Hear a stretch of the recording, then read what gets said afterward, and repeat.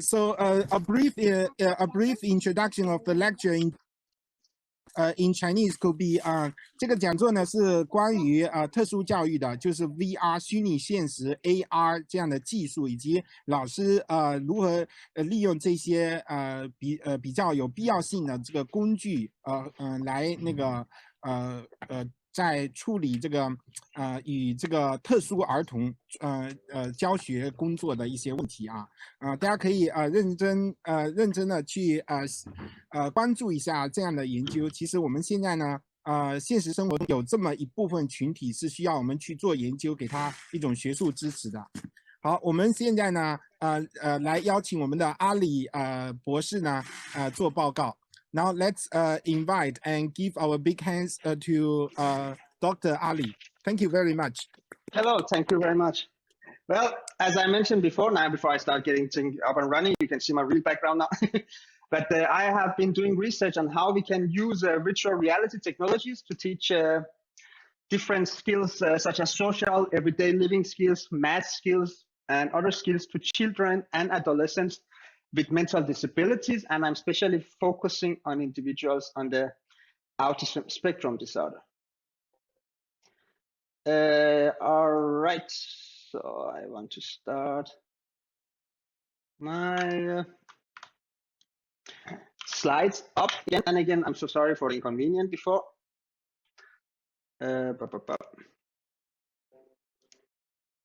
So I'm going to turn off my camera here so I can switch it to the other camera.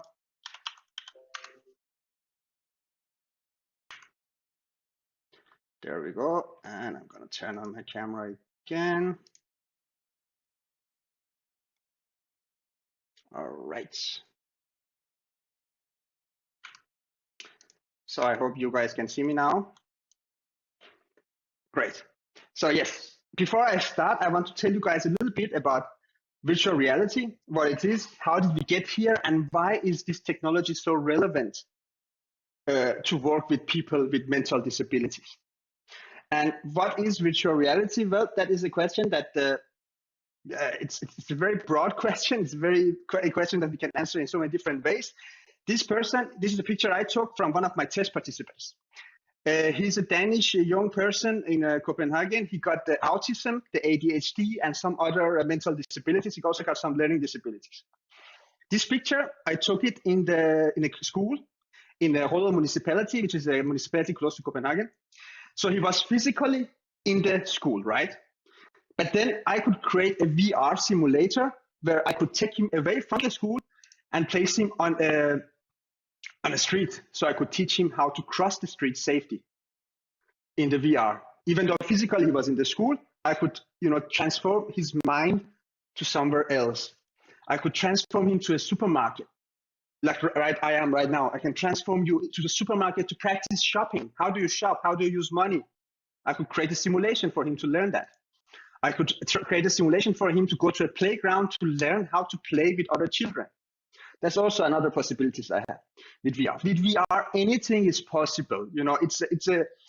It's a box that you guys can create whatever simulation you want, specifically designed for learning a specific skill for a specific target group. So anything is possible. And this is something we love to do. So because ever since the beginning of the cognitive revolution, 70,000 years ago, when we start being able to talk and formulate sentences, we've been living in two realities. One reality was the reality you saw behind me with my living room. That's the physical reality. That's the actual reality I am in physically. That's the reality, but that's the trees, the fire, the sky. But even ever since we start talking, we love telling each other stories about our imagined reality that does not necessarily exist in the real world. We start telling each other stories about ghosts, about legends and stuff like that didn't exist. But we love to immerse ourselves inside environments, inside stories that are not real. 30,000 years ago, we start drawing in the caves. And that's the oldest drawing people have been able to find in some caves in France. So we start putting our imaginations onto drawings, And then 5,000 years ago, we started writing. We started writing our thoughts, our imagination. So other people, they could read our writing, and then they could be immersed in a world that is not there. You see where I'm getting here? We are getting closer and closer to virtual reality, which is the final step. Because after that, 100 years ago, we got the video camera. So we could make movies like this one. This is actually the oldest movie we know that still exists. It's a very short movie clip, but it's one of the oldest movie clips we have. But then we were able to all of a sudden create moving pictures to immerse people into worlds, environments that does not exist in the real life. Imagine that. And now we have the super, super high-tech OLED TVs, nice cinemas. We can go to movies and then forget about our physical place. And then our mind, our brain, our everything is inside an imaginary place. And that is what VR can do. VR can enable us to place our minds inside imaginary places where we can be creative, like this guy. He's doing some drawing and stuff like that. We can do exercise like this guy. Or we can do work like this engineer who is like building some buildings in VR, even though he's physically in his office, but his mind and his head is inside the building he's designing as an engineer. So this is we humans. We love to immerse ourselves into worlds that do not exist in real life. And okay, one question here is, how old do you guys think the concept of virtual reality is? And it would have been easier to do this if it was physical lecture, but it's not. But I mean, if I were to ask you guys, when was the first time you heard about virtual reality? Anyone? Okay, back. 10 years ago? That was the first time, maybe 10 years ago, you heard about virtual reality. I don't know, I'm just guessing now. 10 years ago, perhaps. Well, this here is a patent been taken in 1960. That is many, many years ago. And look at this. Two screens. There's a speaker on the side, and you put it on your head like you do with real VR HMDs. Yeah, so it's extremely similar to this guy here. Because this also have two screens like that. 1960 speakers here and here, you put on head, you see 3D images. Imagine that 1960, you see 3D images and you're immersed inside a virtual movie. So it's not new. The idea, we have been working on it, we have been patenting it. This patent is taken by this guy Heilig, who was a movie creator, and he wanted to create a tool to immerse his people into movies even more. In 1962, he took another patent, the Sensorama. This one, you put your head inside a machine, and all of a sudden your brain was in a different world because you could see 3D images because there were two screens, one sending one to each eye. It was wide vision. The chair that he's sitting on, it's moving. And he could have some stereo sound. Even smell was being sent to his face. So if there was a smell in the experience, he would smell it. If there was a wind, he would feel it. There was wind blowing towards his face in this VR experience. Imagine that. There were vibration. We imagine how long it's been since we wanted to go into a different world with technology. And then this guy, Ivan Sutherland. He is also, many people call him also the father of virtual reality, because he wrote the paper called The Ultimate Display in 1965. Wonderland into which Alice walked into. Imagine that. So like Alice in Wonderland, right? He imagined display, you take it on, whoa, you are in the Wonderland. And he realized that dream. He created the Sword of Damocles, which is known as the first head-mounted display, like physically built and really head-mounted display, because it had sensors. It could track your movements, stereoscopic vision, and it could show you computer-generated video and material. But it was so heavy, so it needed to be attached to the ceiling of the building, as you see there, and you will have to hold it with your hands so you don't break your neck while wearing it. And this is a nice video of somebody using it. Yeah, So look, this guy, he's holding it and he's walking around. And I mean, the only thing this display could show you was some simple geometry of a cube, right? But he could walk around.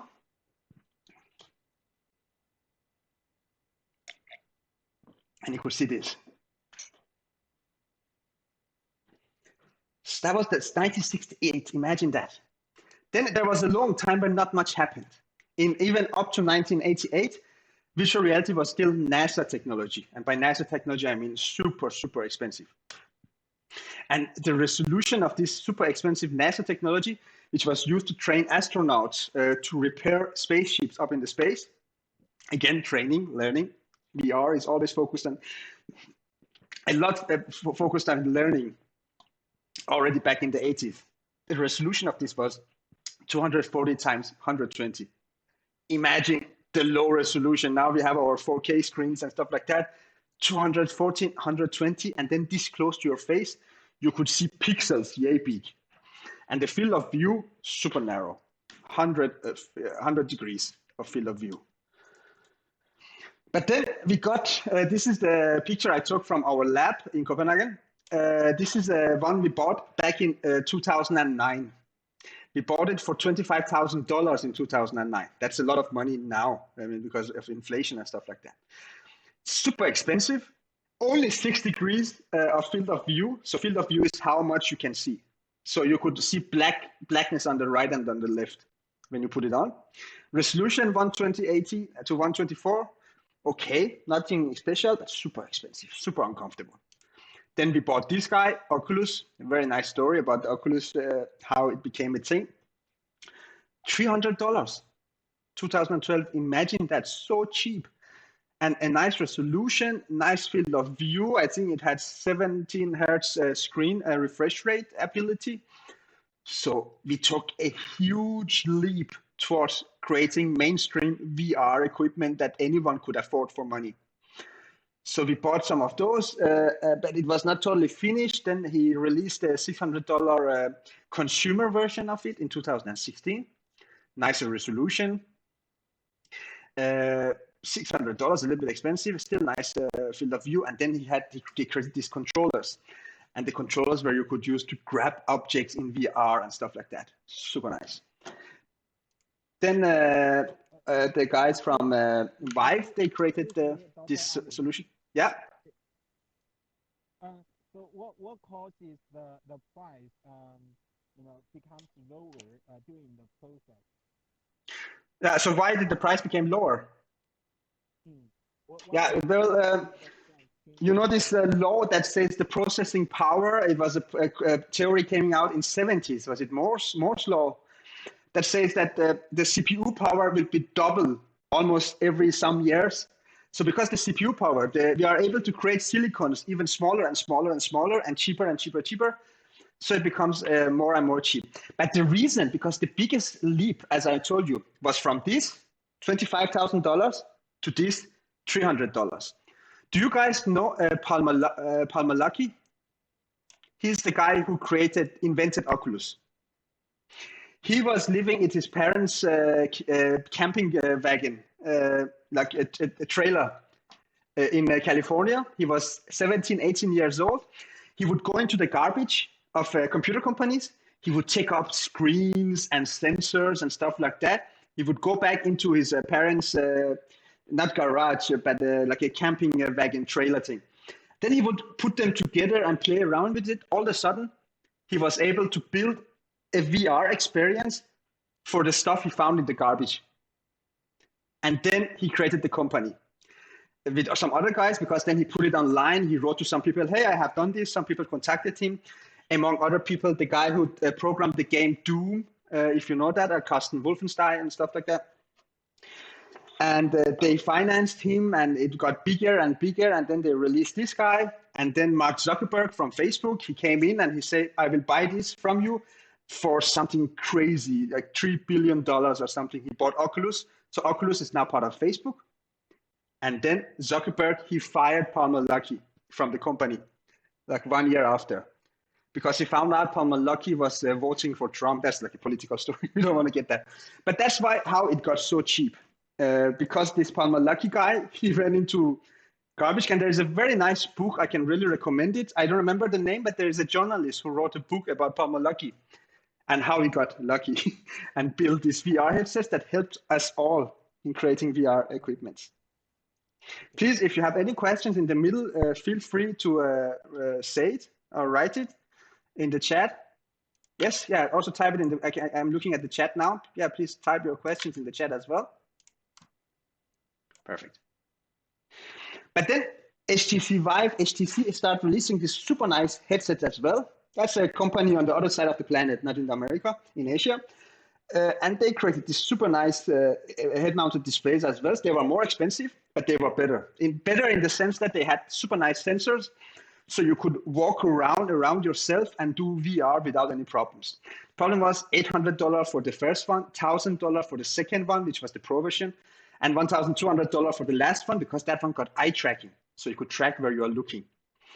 Also, the one thing with this is one thing you have to pay for the what do you call it, the head-mounted displays, but you also have to buy a computer, and one of these computers could cost something up to maybe $1,000. You need a powerful computer to run VR, because your computer needs to render 2 images, one for each eye, and up to like 19 hertz or minimum 75 hertz, but preferably 90 hertz, so 90 frames per second for each eye. That's a lot of power it needs. So it was super expensive to have VR headsets. I was lucky when I started my research on VR for children with autism. The Danish public schools, they start buying computers and VR headsets, especially for schools for children with mental disabilities. They spend a lot of money buying these. So I could go there, program stuff, and they could try it for me. I will get back to that in a second. But then another revolution happened. This guy, the Oculus Quest. Super nice resolution, okay refresh rate, $500, and that at least in Denmark, we have some taxes on top of it and stuff like that. And it didn't need a computer. There is a Snapdragon 845 in this, and it was so much optimized so it could run very nicely VR experiences without the need of the computer. So all of a sudden, it became more mainstream, more people, more students, more children, more adolescents, they could have VR headsets. And then in 2020, we got a cheaper version, the white one I'm having here, better resolution, better refresh rate, and cheaper. Now, the schools, the elderly homes, educational centers, everybody's buying this VR headset. And because they see the potential of learning in VR a lot in it now. And one thing these guys have, as you see here, these are cameras. So they have inside-out tracking on them. So there are cameras that look out. You can use that to track your hands and your hand movements. Look at this guy. Sorry, there you go. So the Quest can see his hands, and then he can implement interaction without needing the controller. He can just simply use his hands. And then, of course, he created a VR simulation with his home.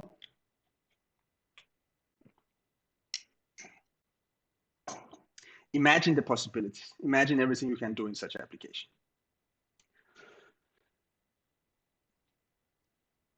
And this is another forefather of VR, Jaron Lanier. And he was the first person to coin the term virtual reality in 1987. And he called it, in 1987, virtual reality is a training, learning, simulation for everything, not just flight. That was his vision. With VR, we can teach anyone anything. He said not just flights, because flight simulators were super popular at that point. And some people call this guy the father of virtual reality simulations or learning in VR. Link, I don't remember his first name, but Link in the 20s, he used all his money, his savings, to go and take a flying lecture. So he paid the money, he takes into the airplane with the instructor. The instructor says, hey, this is how you fly. So the instructor flies the plane, goes up and show him everything. And then Link asks, can I touch? And the instructor said, no, this is super expensive. I will not allow you to touch. It's also very dangerous. You're up here, you cannot touch. You can just look.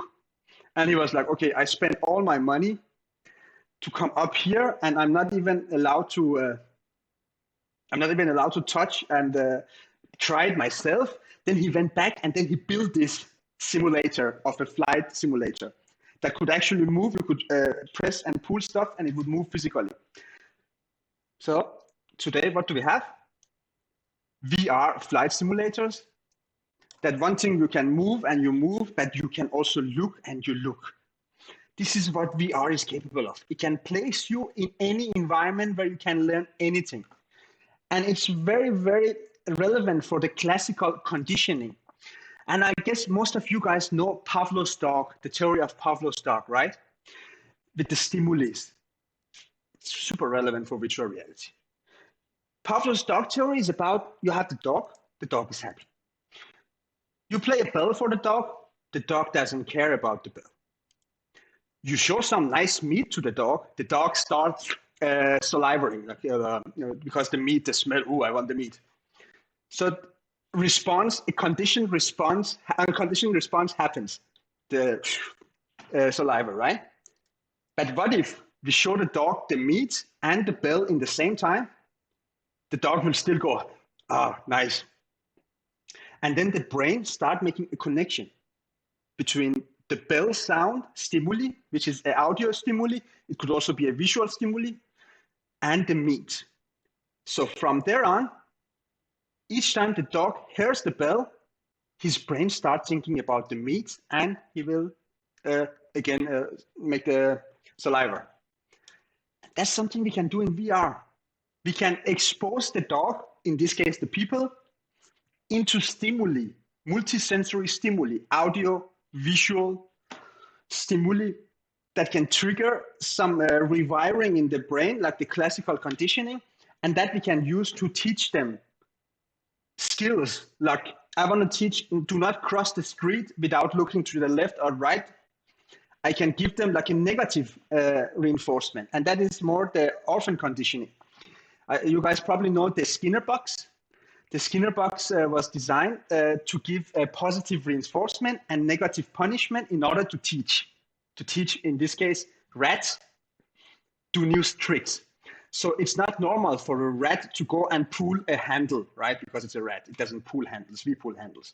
But with the Skinner box, Skinner was able to teach a rat how to pull a handle by giving negative punishment and positive reinforcement. So he built this electrified grid under the floor, and he had the food dispenser. Food dispenser, positive, electrified grid, negative reinforcement. So if the rat walked away from the liver, he would give electrified to the rat a little bit. It's terrible. It's terrible. We do not do it today. But if he went closer, food appeared. And closer, more food appeared. Or so, and if he pulled it, also food appeared. So that's how he tried to train and rewire the rat's brain to do it. And this study has been repeated for other animals and people.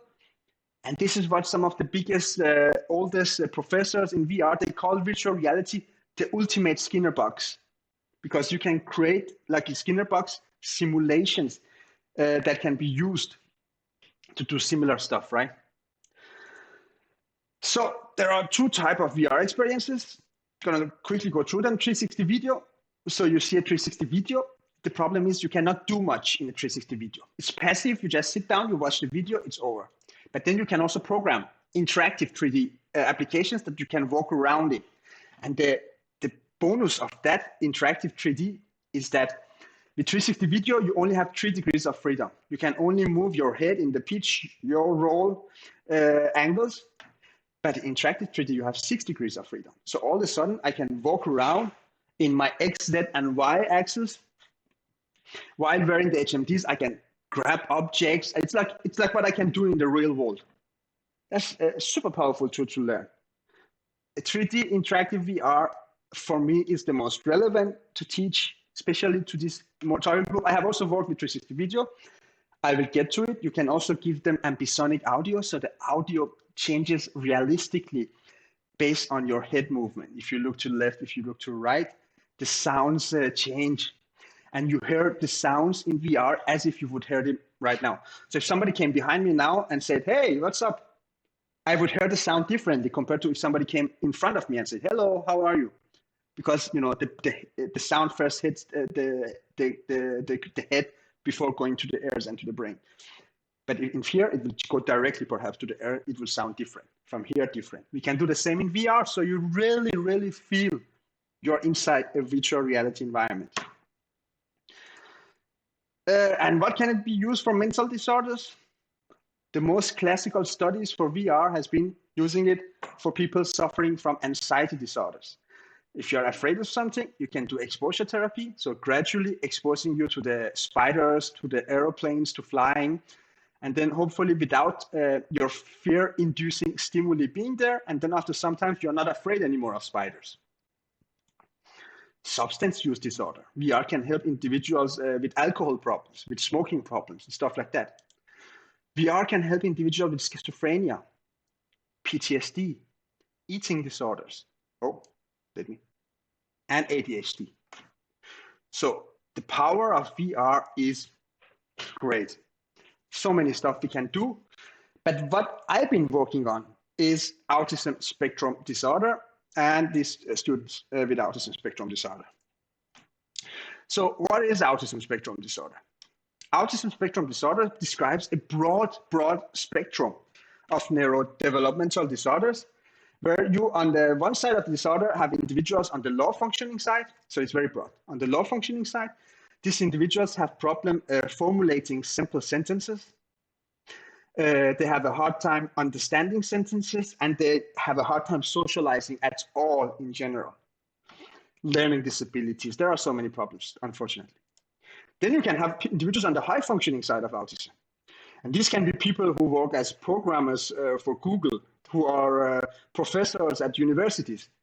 But they have a high functioning autism, which means they have a hard time understanding communication signals from other people. They have a hard time keeping eye contact. They have a hard time understanding social rules. So, I mean, let's talk quickly about the problems of autism spectrum disorder, the main deficits. One of them, lack of communication skills. So hard time understanding, hard time formulating or understanding simple sentences. Hard time keeping eye contact, and hard time understanding others' gestural or facial expressions. So imagine if I had autism and we were really doing this in physically and you guys were sitting in front of me. If I had autism, I would look at your faces and I would have no idea what you guys are thinking. I have no idea if you guys are happy, you guys are bored, you guys are dreaming about the food you are going to have tonight, because with autism, analyzing these signals is super hard. Another part of autism is the lack of social skills. So what are the unwritten rules? Are you guys allowed to interrupt me without like asking for permission if it was a real lecture? This is an unwritten rule, but everybody knows it. People with autism, hard time knowing it. When am I allowed to talk? Or how do I ask a peer if she wants to play? If I'm a child, I want to ask a friend to play. This social stuff is hard time for me to do. And then lack of imagination. And by lack of imagination, I do not mean that they have difficulties being creative. No, it means they have difficulties understanding described scenarios. And that means they have difficulty coping with new situations. And this is very relevant for VR. Because let's say if I had a child with autism and I will tell him, tomorrow when you go to school, you have to be careful when crossing the street. I'm telling him verbally. You have to look to your left, look to your right, make sure no cars are coming before you cross the street. But because of his autism and his lack of imagination, he will have a hard time imagining my verbal instructions. He needs to see it. He needs to hear it. He needs to try to really understand and imagine what am I talking about. That's what is so relevant for VR. And that is what some of these traditional methods have tried to do. One of these traditional methods is social stories. Social stories use visual cues like this, drawings of appropriate behavior. Like for instance, when I get angry, sometimes I hit mommy. So he hits his mom, but my mom makes me sad. When I feel like hitting, I need to stop. And they show it with pictures, and then the therapist, psychologist sit with the child. So instead of just telling verbally, now there is a visual cue the child can look at and easily imagine what is this teacher or therapist is saying.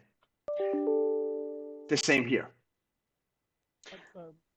Dr. Ali, yes. I still cannot figure out, even though you explained it about the connection between the autism spectrum disorder treatment and the VR technology. Just now you explained within these two pictures about the students who have some problems about the kids who have some problems about imagination and its connection with VR application, technology application. How it works? The connection is that it's again, this is visual and it works. They show it to the child. In VR, I cannot just show it, but I can put the child in these situations. I will get to that in a second, exactly what you're asking about. Also, your volume is still a little bit low. If you could do what you did last time, which was super nice. But I think I heard your question. So the connection between lack of imagination and why VR is relevant.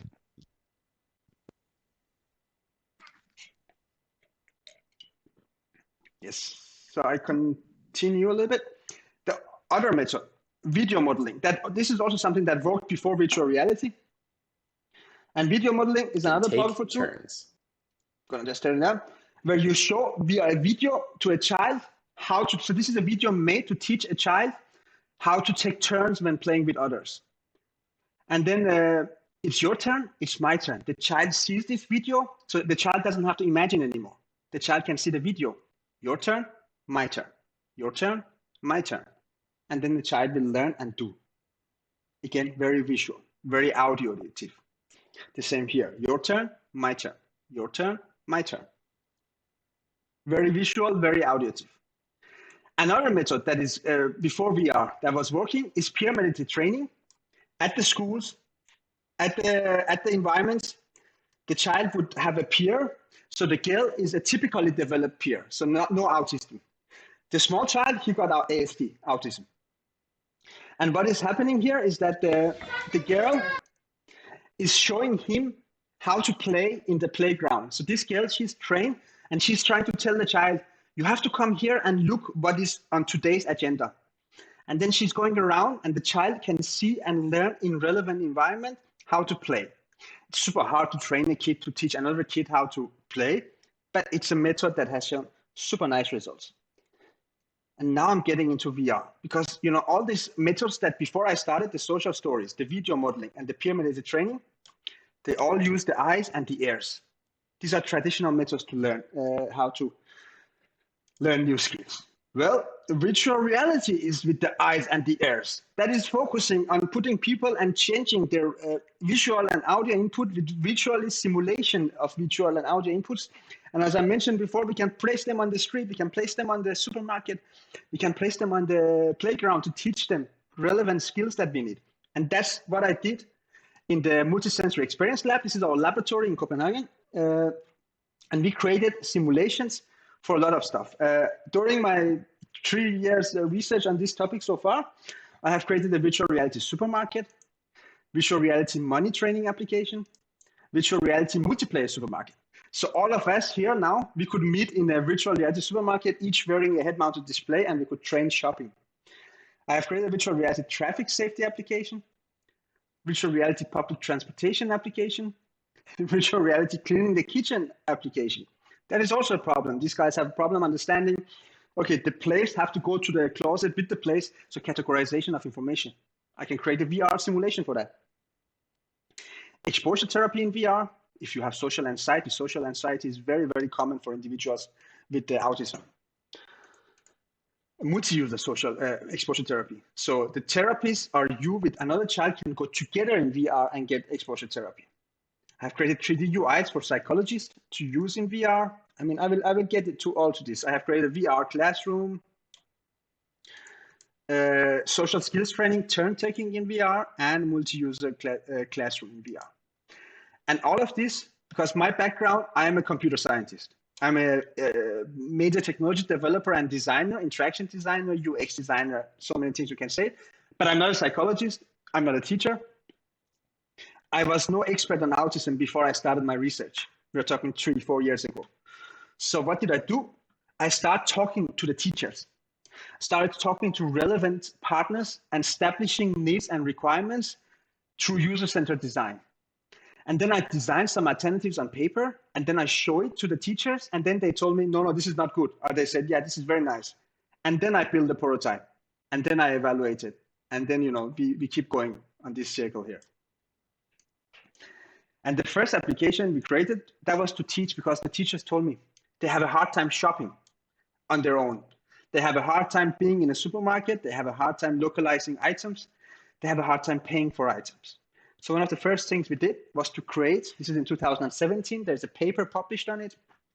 We created a virtual reality application to practice shopping. And we tried to create a supermarket that looked very similar to the real supermarket in Denmark, Føtex. So this one is the physical, that one is the virtual, and this is another picture. And we scanned the Danish items from the shelves. So we took pictures and then created textures, and then we used the game engine Unity to create our applications. And it was actually super hard. I don't know how many of you guys have tried working with a game engine like Unity or doing 3D modeling. Taking picture of a texture that is round is not easy. So we had to purchase these, bring them home, put them in water, disattach the labels, take pictures, and then we could put them on our 3D models. And then in order to create common stimuli between VR and real world, instead of giving them 2 VR controllers in the hand, we borrowed a shopping basket from the supermarket, and then we taped a sensor to it from the Vive.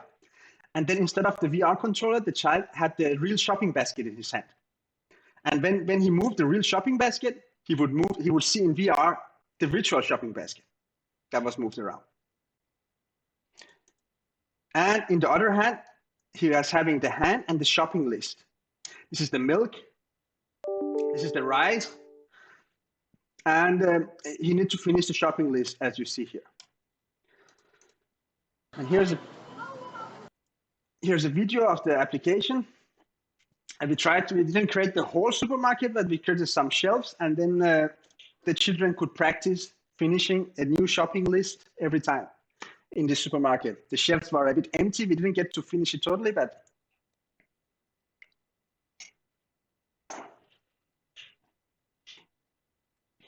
yeah. And we also have some audio, background audio with some supermarket sounds in there. Before I go on, there's a question. Is there additional improvements we need to make to VR equipment in terms of education? It can always get better, the VR equipment we are working with.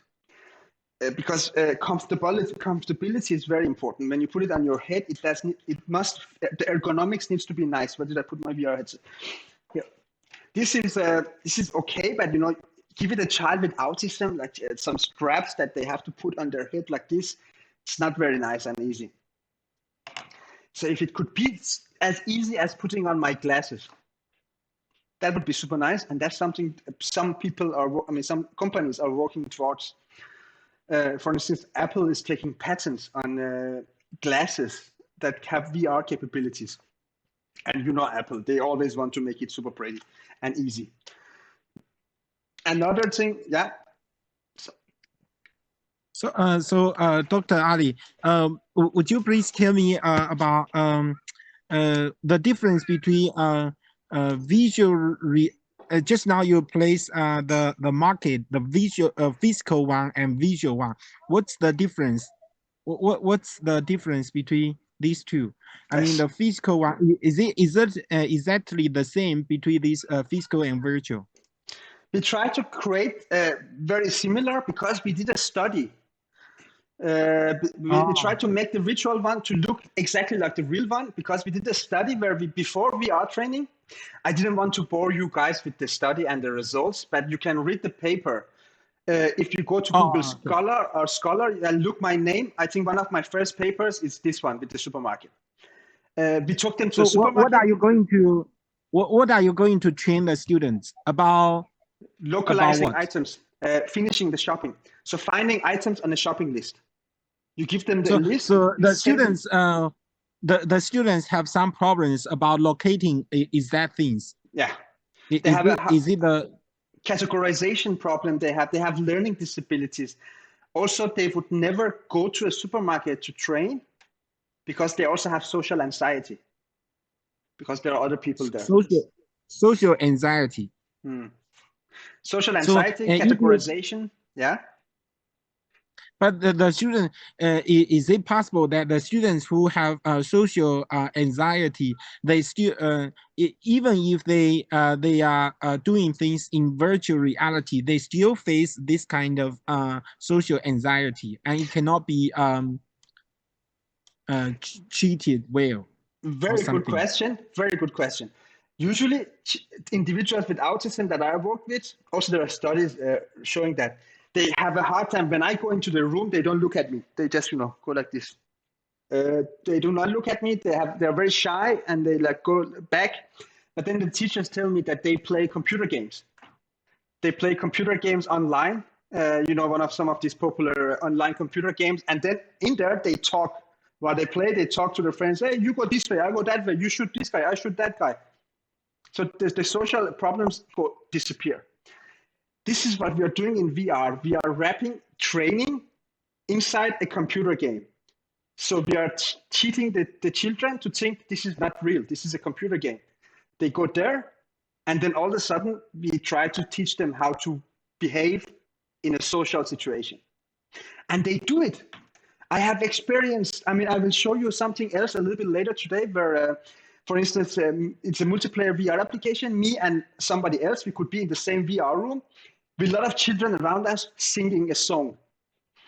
I tried one kid. He walked into the room and he was not looking at me. He was going like this. And then the teacher asked him, have you tried VR before? He didn't look up. He just did this. Are you ready to try some VR now? The teacher asked. The guy was like this, not looking up, nothing. Then he puts on the VR headset. I put on the VR headset. I will show you in a second. And then all of a sudden, the music started. He started looking around, and I was a 3D computer avatar. So I said, hello. I looked at him, and all of a sudden, I could see his avatar going, and he started making. He didn't sing because it wasn't verbal, but he started like making, and he was start looking around. All of a sudden, he went from this to this in the VR version. So imagine if we can transfer that from the virtual environment to the real environment. That's the final goal, to try to transfer that ability to be open and look into the world instead of being like this. Because autism comes from a Latin word meaning inside yourself. You do not want to interact with the outside world. I want to use VR to teach them how to interact with the outside world. Oh, so can you explain more about the connection between the classical experiment, psychological experiment about the rats, and also the the connection between your VR experiment right now you mentioned and the classical experiment you explained? Like the orphan conditioning from Skinner and so on. Yes. This is a good example to show you that one, to tell you about the connection between the two, okay? Money training in VR, something else they told me is that they had a hard time paying for their items. They had a hard time understanding that in Denmark we have krona as money, like the Danish krona is our coins and bills. We have a fiver, a tenner, a 20, and stuff like that. The teacher told me the children have a hard time understanding the difference between a 5 krona and a 10 krona. They have a hard time paying. If somebody said, hey, here is a cup. If you want to buy this, you have to pay me 25 kronas. The guy would go, how much? He would like start, his brain start going on the low functioning side of autism. So what do they do in the schools? They use the monopoly money to practice their skills. So what I did was that I said, what if I designed the Danish kronas here, and then you could practice in VR to pay the right amount, And then I could use positive reinforcement, negative punishment, a little bit like Skinner box, to give them, if they did it wrong, I would go, eh. Of course, I didn't electrify them. I would just give them and a red light. But if they did it right, I would play some nice sounds, give them a green light. I'll show you that. But first, I told the teacher, hey, we could do this, and then they could practice buying items. Then they have to find the money on the table and pay. The teacher says, okay, but it is too hard for them. You need to start very simple. Try to start by making some tables, and then ask the children to match the images of the bills and coins with the actual bills and coins. So the children, they could go from the table, grab the coin, and then place it on these tables with their hands. If they did it right, green light, ding, nice audio icon, like the Skinner box. If they did it wrong, it would go red light, negative punishment, like the Skinner box. So it's an attempt to try to make them do the right stuff via positive reinforcements and negative punishment. And then after they finished that, so in the beginning it was pictures. After that, I wrote, okay, where is the 5 krona? Can you place the 5 krona on the table? Can you place the 10 krona? And if they did wrong, red, and so on. And after that, we created a table where they could purchase items. And then here's the video of that. And then if they did it right here, the positive reinforcement would be this guy dancing. And ding, and some nice audio being played. And you could use your hands, as you see here. Let me make myself a little bit smaller here. Oops, there we go. So you could see the price over there. Now I don't have any audio because I'm using this program, but there's some audio. They could grab the coins, they could throw them around, they could place them in front of the guy. Look at this. Tak for det. And then the voice says thank you in Danish, and then this guy starts dancing. And then I made like 5 Det different bliver dance 10 animations. kroner, tak. Then there's a voice saying it's going to be 10 kronas, thank you. So then they have to find the 10 krona and the 5 krona. Tak for det. And then the next animation would play. Det bliver And they 10 love kroner to og dance 50 along øre. with Tak. them and play around with them. But it was mostly audio cues. Maybe I needed to use more visual cues, more dancing, more stuff like that. Yeah. Tak for det. Det bliver 110 kroner, tak. So there's the chicken, not the kitchen. So there's the big bills notes, 100 one.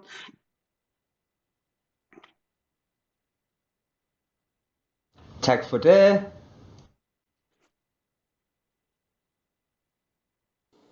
Yes. This was nice, but this was very scripted. So I give the positive and negative, positive reinforcements, negative punishment based on very, very simple scripts. But what if, like a real lecture? In a real lecture, the teacher can improvise. The teacher can do new stuff depending on the needs of the child. So the teacher can tell the child, good job, nice, positive reinforcement. Or the teacher can say, ooh, that's a bad job. No, do it again. In the first one, the teacher could not do that. So I thought, okay, what if I put the teacher inside the training simulation? So we created a virtual supermarket where we could be up to as many people as possible inside this. And you could walk around in it, and there was some different tasks. There's a shopping basket and a shopping list, like before. There are different departments. There is a balance weight, so you could weight your vegetables. You need to buy 200 grams of apples, you could weight them.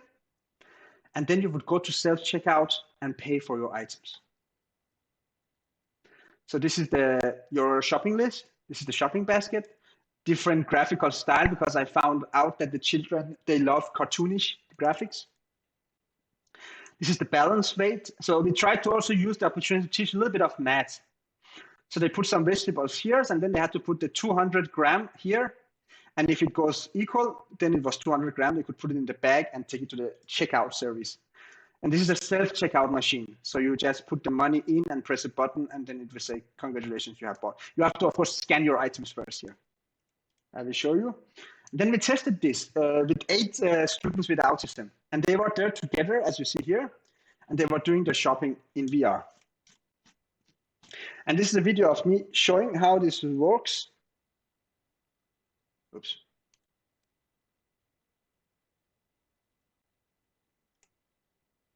So now he can grab the shopping list and the shopping basket. He can snap rotate around the scene. He can look at around the scene, grab the shopping list, grab the shopping basket.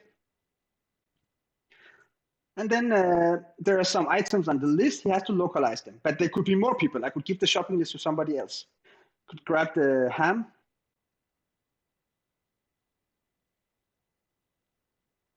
Or I could go and say there's some honey on the list. Of course, this is a prototype for now, but it says honey on the down there, so he knows that's the honey. He put it in the shopping basket, and we made it to snap to the basket so it wouldn't fall out of the basket. And then he could grab the shopping list again.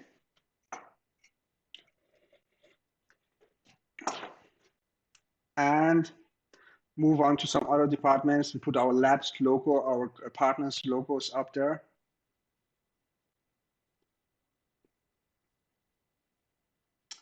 And then once they finish shopping, they could go to, this is the balance weight. They could grab those and place them up there, but it still is in a bit of work in progress. We did a simple study with it. It's not totally done. Then he could walk over here, and then he could scan the honey in the scanner. Ding, it's at 15 kronas. He could place them in the basket over there, and then he can grab the money, the 15 krona. So he grabs he could grab the 100 krona, but he doesn't, or 50 krona. But it's the 50, so it's the coins, the fiver, and the tenner. Puts them in, 5, 10, 15, nice. And then you could press the green button and it's done.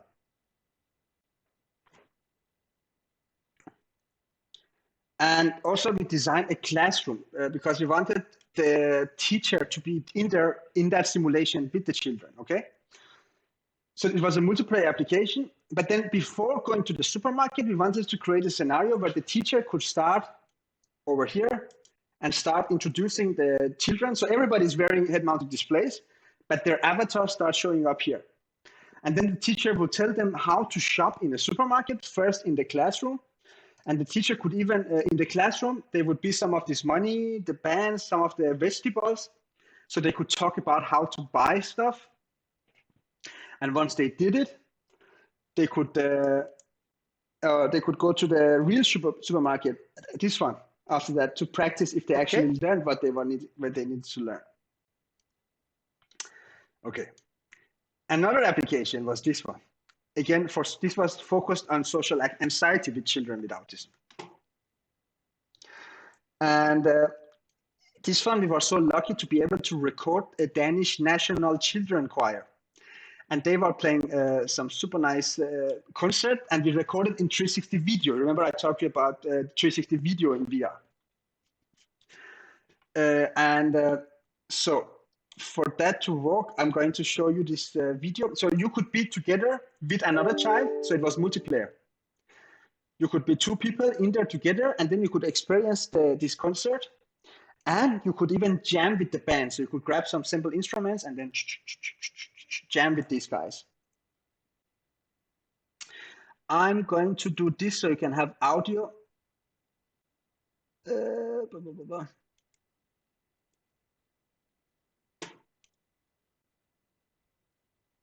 Can you guys see my screen?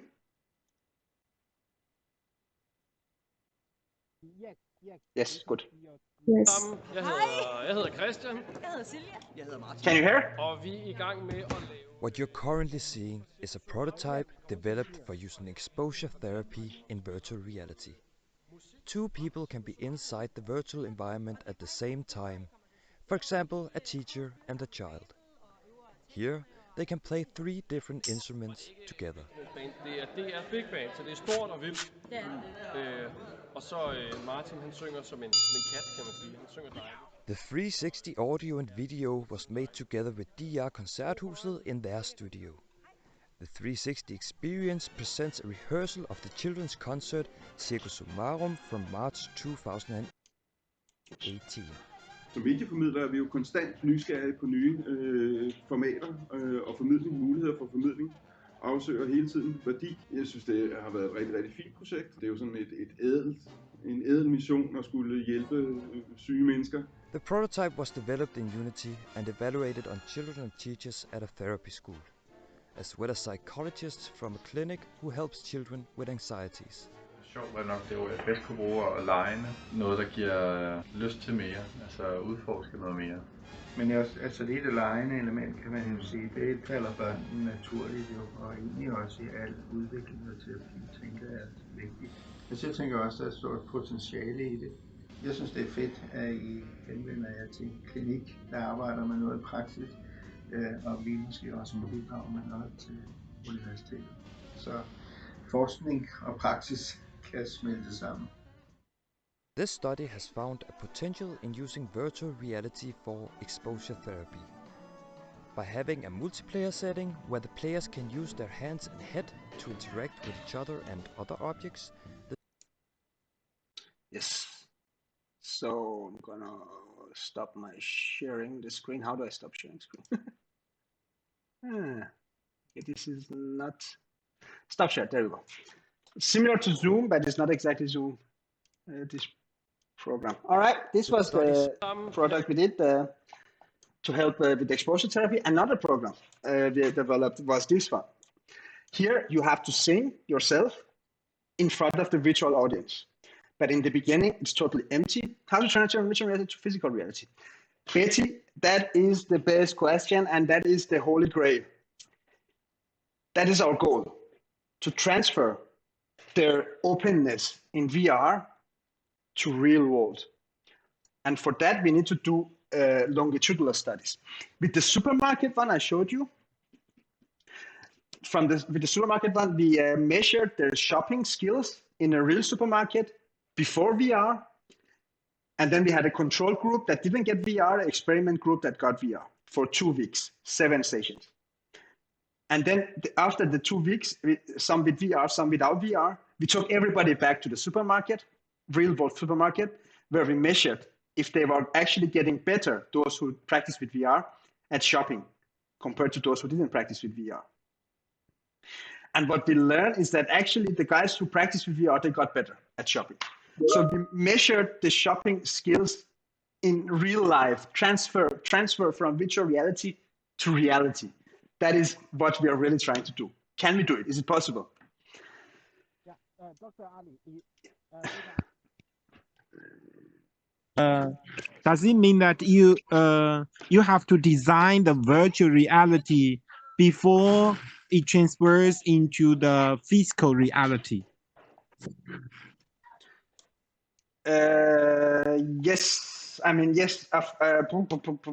It doesn't need to look exactly always like the physical reality for it to work, if that's your question. No, I mean, if you want to make it more effective, you have to deal with ASD, the kids with ASD. And then you have to design some therapies in VR to help them, right? So yes. You have to design, you have to design the virtual reality before it transfers into the physical reality. Yes. So yeah, my question is, the logic is like this. But I have another question. Does the children, do the children who experience VR, they also experience virtual ASD, something like that? So the children who experience VR, if they also experience the virtual ASD, virtual autism spectrum disorder, because they have autism spectrum disorder in physical reality, right? Mm-hmm. So you're asking if they also are autistic in VR, if they're showing autistic traits in VR. Yeah, they might have autism spectrum disorder virtually rather than physically. So have you explored this kind of question? That is a super good question to measure, because I will show you a study about ADHD that is used to measure if somebody actually got ADHD in VR. And then we can do the same in VR to see, because autism, as I told you, is problems with eye contact, problem with socialization, problem with like not being too afraid to do anything and therefore not learning anything. But maybe we can do a VR simulation where we can assess if whether or not they have the diagnostic or not. So that is a good question and a good idea for future studies. So no, I have not looked at that. But nice. Actually, okay, please continue, and I will put my question to you later. All right, thank you. So this one, you are in front of this microphone, and there was some virtual audience, and then the audio will tell you when you are ready to sing, say I'm ready, and then the audience would come in. So we implemented some phrase recognition. So in Danish, if they said I'm ready, then we created some bad animations that these guys, they start showing up in front of you. And then all of a sudden the music starts, like a karaoke session with the lyrics in the back on air. Then you have to sing. So if you sing loudly, these guys would dance. If you sang like this, these guys would look super bored. But if you sang super loud, so if you looked at the decibel, these guys would go crazy. And that was because we want to create a VR simulation to motivate you to open up towards the world. Go out there, try to be open. So we gave them positive reinforcement with the animations of people jumping and dancing, and negative reinforcement with people being super bored. Like some of them would look like this if we start singing super low. Another application, again, 360 video, but this is the Danish National Children Choir. And we were so lucky to be able to be allowed to record them in 360 video. So we had our very nice 360 camera, the InstaPro 362, and some ambisonic microphones that records 360 audio. And we recorded these sessions here. With the nice audio and stuff like that. Maybe I should share my screen. Do you need to see these beautiful sessions? But you see, you can look around. You're in the back row. These guys are singing right now. And it's a very socially anxiety-inducing situation, this one. You can look up, you can look left, you can look right. What we did was this. We recorded several sessions of this, because if you are afraid, maybe it's better to be on the back row with distance to the students next to you. We recorded one session, exercise session. Other children are standing very close to you. That is scary. If you have social anxiety, people are standing close to you. Then we created a version where people are standing even closer to you. So you see the ring. This one is the camera. This one is the other children. The ring got smaller. Then we created one where the camera was on the back row here. So you are hidden away from the rest. Not as scary because nobody was looking at you. Everybody was looking front. Then we created another version where you are in the front row. So you feel a little bit more exposed and scared. Like, oh shit, everybody's looking at me singing now. And then we created a version where you are in front of everybody and everybody was looking at you. So we tested this with the same psychologist as before. And this guy who works with children with social anxiety. That was his a psychologist. And then he told us, this is super nice. But as a therapist, as a psychologist, I need to be able to control and communicate and improvise the sessions with my children. So this is what we did. We said, okay, let's create an interface for this guy so he can communicate with his children. So we created this interface here. And we put him in VR with the child, and we gave him a 3D interface where he could use it to change the scenes as I showed you. So front row, back row, the other row. Here is a video of that. So this is, he could change the volume. And now, and you could see the child, you could see the 3D avatar of the child also in the middle. So you could see how the child would react. And then you could change the scene. Now they are standing more closer to the child.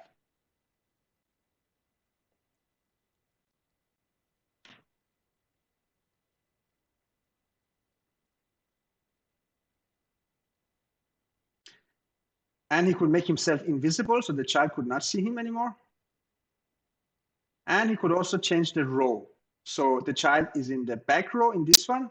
Sorry if you're getting motion sickness of looking at this. And there was another version where the child would stand in the front row. Go, boom. Now the child is in the front row.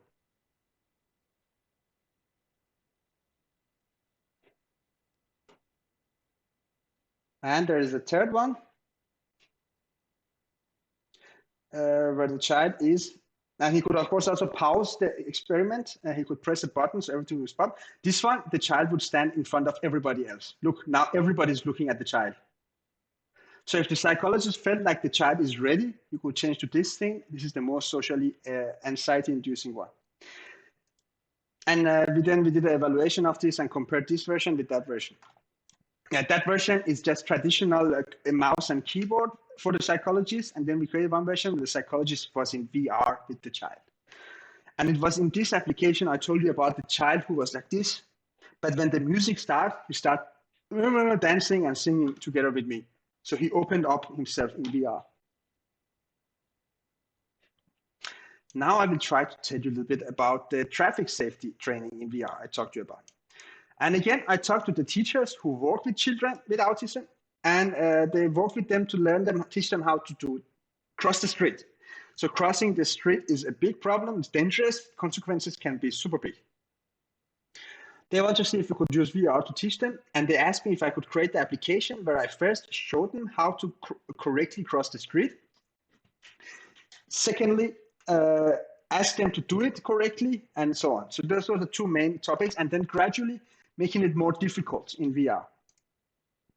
So what I did was I created this guy, and then this guy would show them first and tell them, hello, my name is Jens, and before I cross the street, I will show you how to cross the street. And then I create some cars and stuff like that, as you see here. So the cars would stop if you got to the cross section.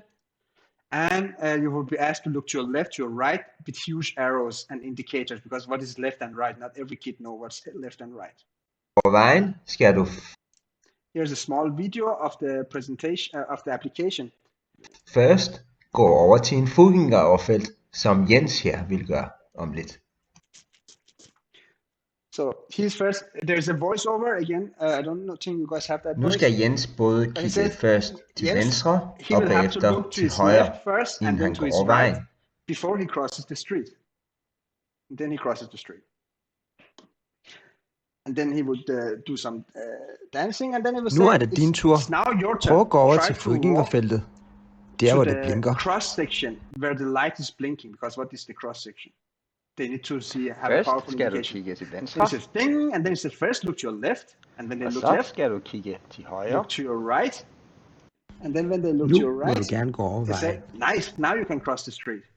And then when they cross the street, there is some clapping audio being played, positive reinforcement. Du skal først gå over til vejkanten og kigge til begge sider, indtil der ikke kommer flere biler. And this audio says you have to go to the cross section. Now we remove the visual cue of where is the cross section, okay? So now they have to figure out themselves where is the cross Nu section. skal du vente til alle bilerne holder helt stille. You have to wait till all the cars are totally not driving anymore before you cross the street, okay? And then Først skal du kigge til venstre. what said you said? First look to your Og left, så skal du kigge til højre. look to your right, Nu må du gerne gå over vejen. then you can cross the street, and then it will clap. Again, some positive reinforcement, negative punishment, all audio, some visual, but we needed more of that. This is to teach how to share toys and take turns playing with the toys. And again, we created a virtual version of the classroom to look very similar. This is a real classroom for children with autism. Because they don't like other people, their classrooms are built like this, so they don't have to look at other people. So they can just be themselves. So we try to design it in the same fashion in VR. And then we created a simulation because the teachers told us that they don't know how to ask for permission before taking somebody else's computer. So we created a simulation where you have to go up to this guy and ask for permission to take his computer. If you did it correctly, you would get, he would say either, yes, you may borrow my computer, or he would say, no, I'm playing now. so that you would learn how to do it. And then the teacher was also in the VR simulation with the child, and the teacher could tell the child, this was wrong. You have to ask first. You have to wait your turn. The child could even just grab the computer without asking. That was the worst negative enforcement. Because this guy, he would then look sad and say, I was playing. Why did you take my computer? And then finally, we created a simulation where the child was playing himself on the computer, a simple game with color changes. And once the teacher felt that, okay, the child is engaged in the game, the teacher could press a button, and then another child would come and take the computer without asking for permission. So you could see how it feels when somebody takes your stuff without asking for permission. Let me show you a small video of this. Now I'm going to share my screen again. First, share the audio video as well. Desktop to share. When entering the classroom, the student is faced with a classmate who is playing a game on their computer. This scene, it is the student's job to close the computer without interacting with the classmate. By pausing the program, the teacher is able to direct the attention towards him and discuss whether or not the behavior of the student was correct. In the second scene, the student is asked to play the game themselves. When the teacher concludes that the student is sufficiently engaged in the game, they are able to close the computer, thus giving the student a feel of the unpleasant action. Du er også bare så pisse dårlig. In the last scene, the student is taught correct behavior. In this case, to ask for permission before acting. Skal jeg hjælpe dig? Det må du gerne. Værsgo.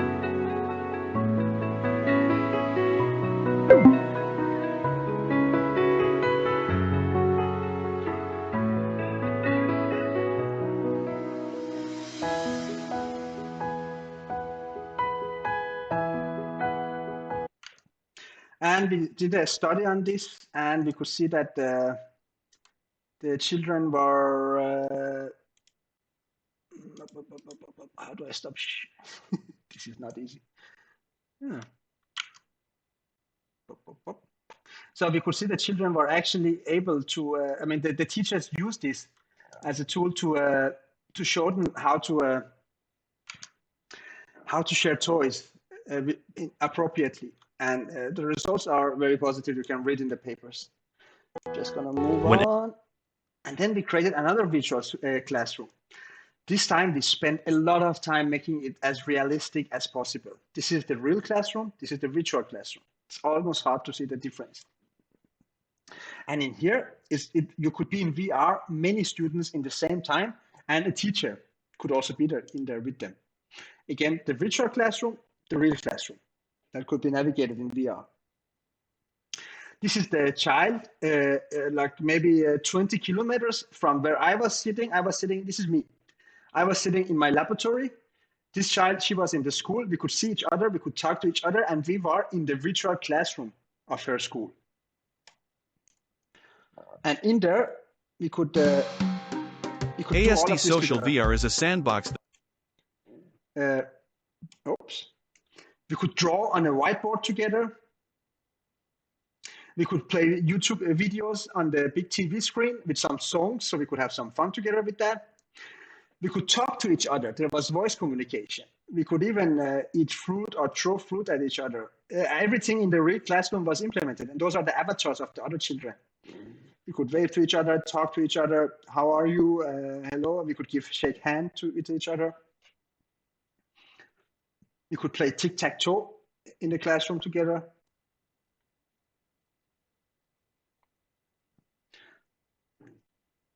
And draw together. I mean, all the social stuff. This was a playground. This is the sandbox for the teacher to do whatever they wanted to do with this. Jeg tænker, jeg godt tænke mig at være med. This video is in Danish, but et værktøj til største styrker. En anden måde, vi plejer. This is some of the children who are telling in Danish, unfortunately, about how they felt about it. But yeah, this is a screenshot of the kitchen simulator. I don't have much time, so I'm not going to go in depth with it. But basically, this is a training simulation where you have to, because they have hard time categorizing information also. That's another part of autism. So here, we try to teach them that the plates go in the closet with the plates. The bowls go in the closet with the bowls. So you need to categorize information. Very simple. One fun study was this disruptive behavior in the classroom. I had this one child during the lectures. What he would do is that he would be disruptive. He would hit other children in the face. He would throw his objects. He would shout. He would be totally uncontrollable in the classroom. But what needed to be done was that the teacher needed to take the child out of the classroom in order to calm him down. But then the other children would lose out on the lectures, right? They tried to give him one-to-one lectures. They thought maybe the problem is there are other children in the room. He was still hitting the teacher and being disruptive. So we thought, okay, let's put the child in VR. Let's put the teacher in VR. And then just put a screen in VR so the teacher could use some of the tools teachers used. Like, for instance, we have some digital learning, as you guys do, for children in elementary school to learn maths, language, and stuff like that, some basic stuff. And then in there, the child, this is the point of view of the teacher. The teacher could put on some exercises and some lecture, and the child could even do exercises in VR. And even after 6 months, the child uses this program. He was not saying bad words. He was not hitting anything in VR. He was super calm. The results were super nice. So I see it's getting close to 11:30 here in our time now. But I'm going to go quickly through some of the other stuff that VR can do for special needs. If you have PTSD, you can have PTSD as a child as well. So that helps. But PTSD, you have experienced some bad stuff that will haunt you. A psychologist can expose you to those bad stuff and then help you work with your memories and get better at them, so you don't get so sad with that. We can do the same with the children who have PTSD. This is a video. You can look it up yourself about the projects. Eating disorders, bad body image. If I feel I'm too fat and I have bulimia, I try to throw up. In VR, there are studies that show that it can be used to change the image of your body by showing you a virtual representation of you, super thin. And then your brain starts to understand, I'm not fat, I'm not fat, I'm not fat. So that's super nice. They should make a solution for me who needs to lose weight, but yeah.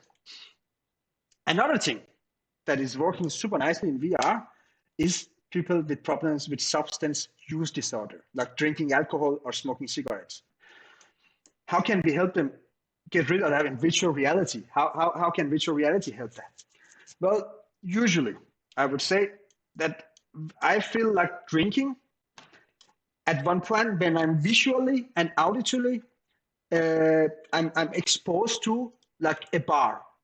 When I'm at a bar with my friends, I feel like shit, I need to be drinking when I see that. But psychologists thought, okay, what if we create a virtual bar? And then they are exposed to the virtual bar, but they don't get the drink. So it's like a little bit like Pavlos Dog we talked about again earlier. We give them the condition, the visual condition without the negative drinking. So after some time of exposure to the bar, their brains start to rewire and they will not want to drink anymore next time they are in a real bar, hopefully. That's a theory, and that's something we are investigating right now. But fighting alcohol craving, we want them to, in the beginning, crave alcohol, but then slowly do not crave alcohol anymore after being exposed to the bar.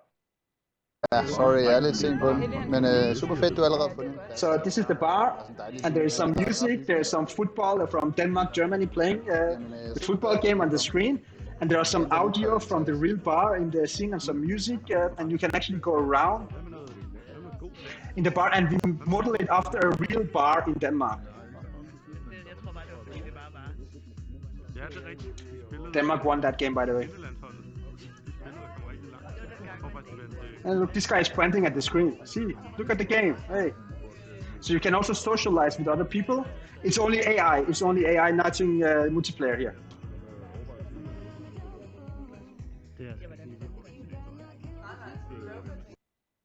All right. Schizophrenia. Schizophrenia is the problem of hearing voices, seeing stuff that are not actually there. In VR, we can help individuals to work with their demons that they see and hear. The psychologist can show them, expose them in VR to those, and then work with the patient on those topics. This is another video. I'm not going to show you that. Pain management. Super interested. This guy is being operated for burn damage. This is a very old study. Look at that VR HMD.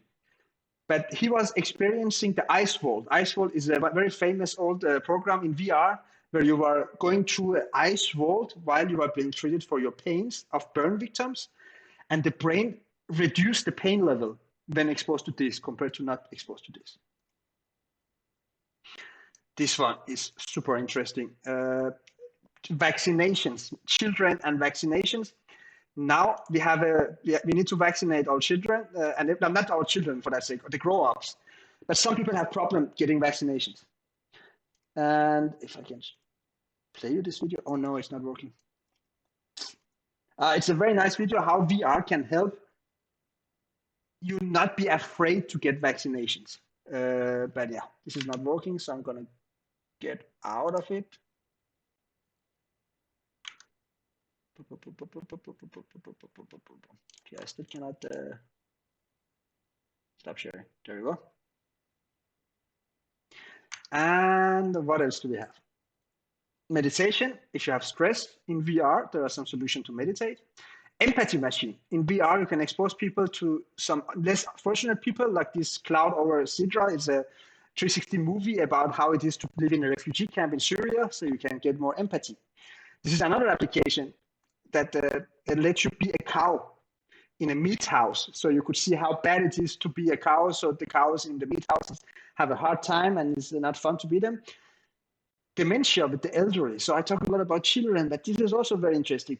Elderly people in VR, they can work with their dementia by exposing them to memories from their youth and then slowly reactivating some lost parts of the brain. Some movies I'm not going to show. ADHD assessment. ADHD is attention deficit disorder. So if I have ADHD, I would talk to you guys, but if something happened, my attention would just go all the way other places. So it's not exactly the same as autism because they can look in the eye and they can understand social cues. Their problem is that their attention is easily distracted to other stuff. In VR, we can assess that. This is a very nice study done by Albert Scibrizo and his team in California, where they expose the children to this classroom, and then they want to see who got ADHD, who doesn't. So they found that children with ADHD, they would look more away from the teacher and look outside the window, look underneath, while people without ADHD, they would be more focused compared to other ones towards the teachers. Then augmented reality. To be honest, augmented reality is not where it should be compared to virtual reality. Virtual reality is all over here. Augmented reality is still being developed. But what is augmented reality? Basically, it is augmenting our real physical world with digitally generated images, such as, for instance, you want to look how this furniture will look in your living room. You can use the AR app to place the furniture and see from different angles. Ooh, this is a nice furniture. You could go in the corner here. No, what if I put it in the other corner? This is augmented reality, basically. And its powers, and now we have also head-mounted display-based augmented reality. Unfortunately, they are still super expensive. Not very common and also not very good. We just got the HoloLens 2 from Microsoft. It's still, the field of view is narrow, the resolution is low. We also have the Magic Leap, also not very good and still super expensive, but it's getting there. There are some potentials in VR to work with that. I'm not going to show you a video. For instance, if you have somebody who's afraid of something, in augmented reality, you can do exposure therapy. If you're afraid of spiders, we can expose you to spiders in AR, then work with your anxiety. With autism and augmented reality, these are the Google Glass project that unfortunately didn't survive. But they, some researchers from America, they created a simulator game for children with autism to learn facial expressions through a game. So this game, you would look at your friend's face and the camera would detect if the friend was smiling or frowning. And then you had to, with your eyes, pick, is it smiling? Is it not smiling? Ding, and boom, and you got positive answers or negative answers. None of these videos are working, but I don't have time either. It's 34 now.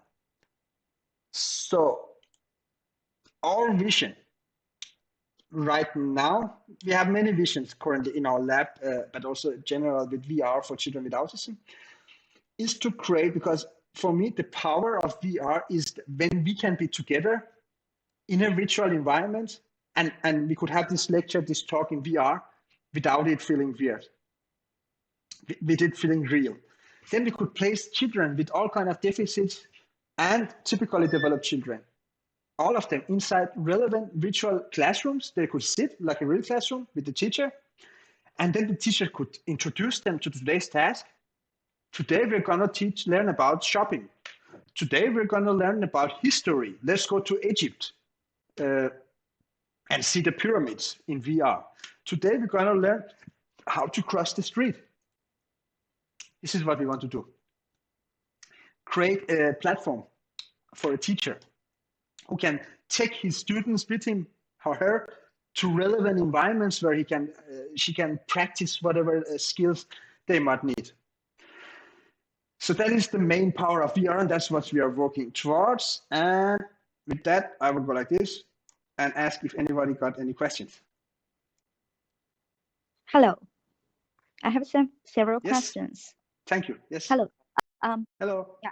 First, thank you for your amazing speech and also very amazing VR products. So my question, the first question is, how long for each product from design to application? It depends. For instance, the money training I showed you, it took me 1.5 months to program it and design it. I mean, going to the teachers and do it. The traffic safety took me 3 months. It was much harder to do. The one where you could be multiple people in the supermarket, the one I showed you where I was wearing the head-mounted display, that one took 2 months, but we were 2 people, me and a good colleague who is also super good at programming. So it depends on the background, but I mean, I would say 1 to 3 months, like, and I say like working, I mean from 9 to 7 in the evening. It's time consuming.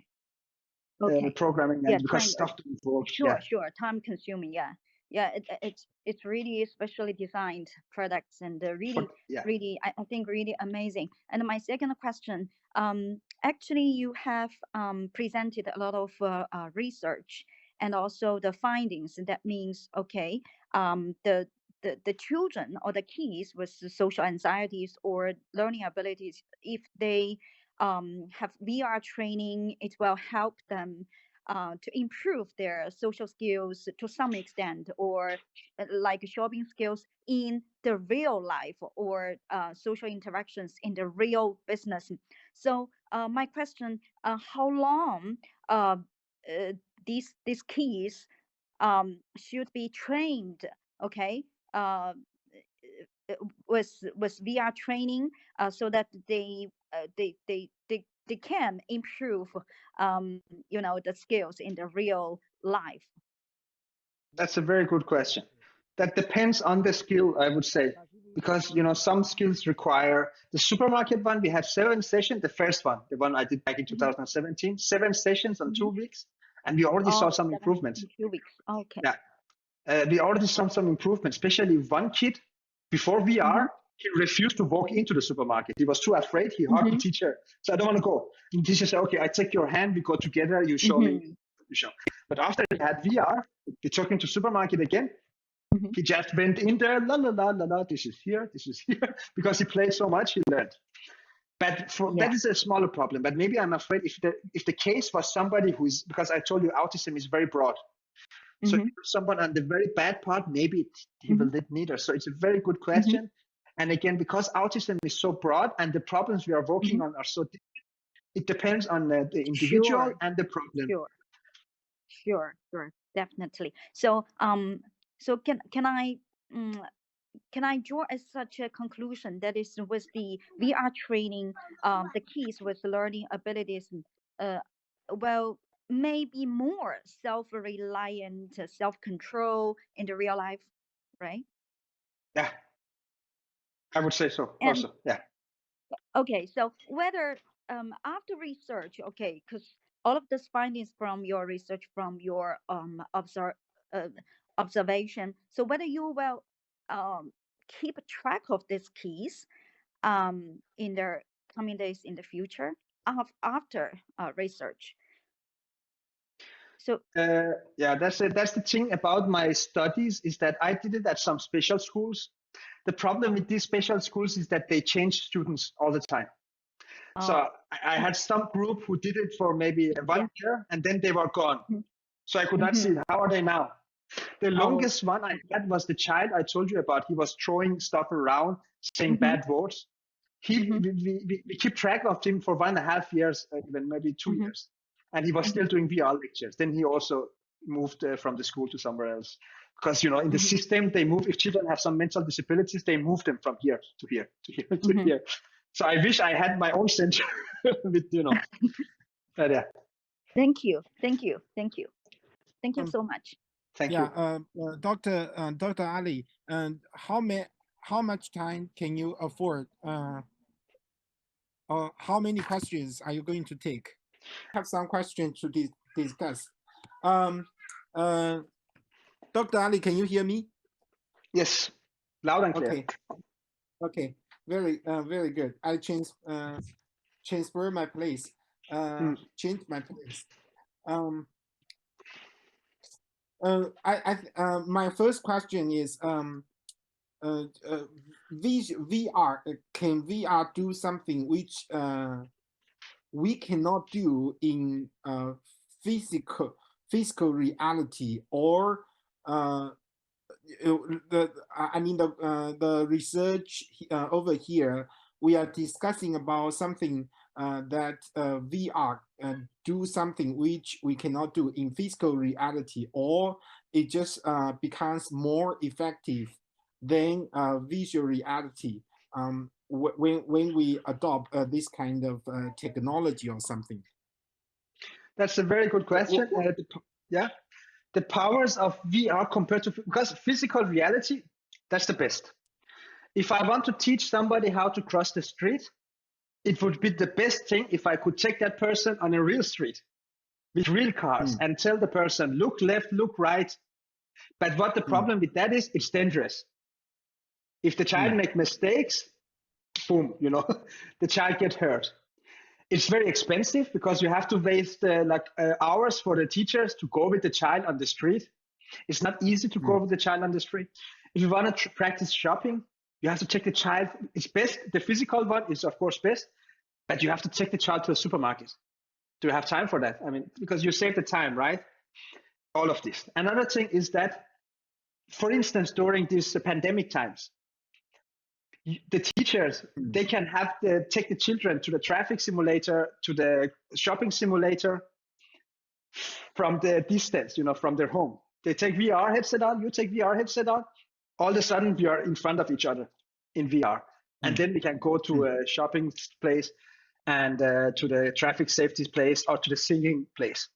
Another thing, in VR, we can, it's like the movie The Matrix almost. You can do everything. Let's say I did correctly the shopping. I want to give very nice positive reinforcements. I make some rainbows coming out, or I make a bunny go, yeah, you did the right job. You cannot do that in real life, but we can do 3D animations and cartoonish effects and stuff like that for the positive reinforcement and the negative punishment that you cannot do in real life. So 3 things: cheaper and more available than real life, the simulation. 2, it's good for a pandemic, or if you're too shy to go physically to a place. And 3, you can do magical stuff that you cannot do in real life with 3D animations and stuff like that. Mostly we are from School of I am from School of Education, Shanghai International Studies University, majoring on curriculum and instruction. I think after listening to your lecture, it is very inspiring for me to move my research attention on those VR and AR, because in the past we don't have a lot of considerations and concerns about this kind of these issues. I'm so happy to hear that. Yeah, in our daily instruction and curriculum. So after listening to your lecture, and then we have, I have learned the information about the history of VR development, especially the expenditure it reduces across as the time goes by, right? So and it becomes it can become mass production and mass application if the affordance of VR and AR becomes bigger and more influential, right?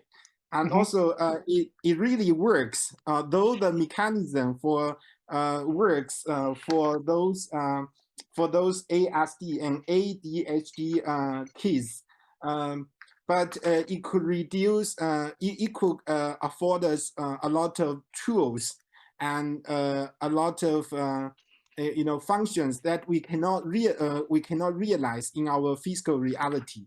Exactly. And it's also very a promising one for. I can also conclude this is this kind of technology and application could be gospels for those teachers who work with those kids with ASD and ADHD.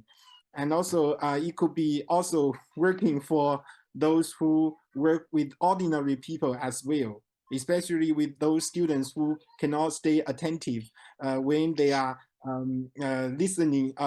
learning in the classroom. And also it could be applicable to those who want to lose weight or something, as you mentioned in your lecture. Yeah, that's what. Yeah. but yeah. Actually, there are some studies being done on exercise in VR. Motivating exercise in VR. So especially for elderly people, for instance, we are doing some studies on that to create VR simulation with the bicycle, so they can come. Okay. Thank you very much for your lecture. Thank you. Thank you. So I can contact you through the email later on, right? Yes, please do. Okay. You can do more communications with each other. Yes. Yeah. My name is Jia Yan. Yeah.